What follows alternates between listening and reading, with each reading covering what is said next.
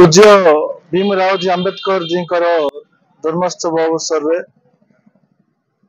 कोटि कोटि प्रणाम तांकर आत्मार सद्गति कामना करने शह शह आंबेडकर जी भारत वर्ष जन्म ग्रहण करंतु सी गोटे दलित परिवार जन्म हेले सी भारत पई जो जिनस कर संविधान लिखि जाइछंती ताहा जुग जुग पई समाज राष्ट्र थिबा पर्यंत आमे केबे भूली परिबा नाही।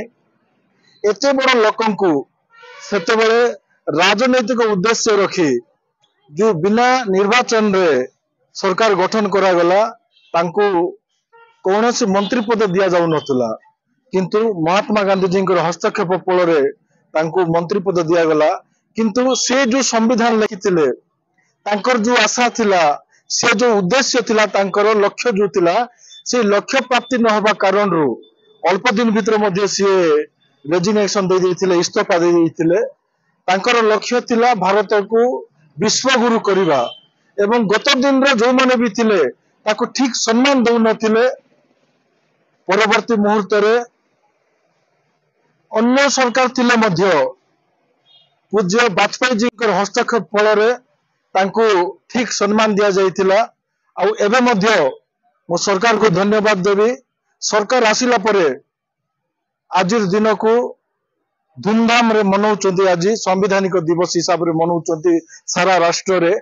आउ सरकार मध्ये एई सप्ताह पालन करिवा पई तांकर नाम रे विभिन्न जगह रे संवैधानिक विधि व्यवस्था अनुसार बुद्धिजीवी मानकर सम्मेलनी स्वच्छ भारत कार्यक्रम विभिन्न जगह सभा समिति जमती समस्ते आमे पूज्य आंबेडकर जी जो लेखा ताकर उद्देश्य जो थिला ताकू आमे जानिबा तार पई बोली करी सरकार सब बेले चेष्टित।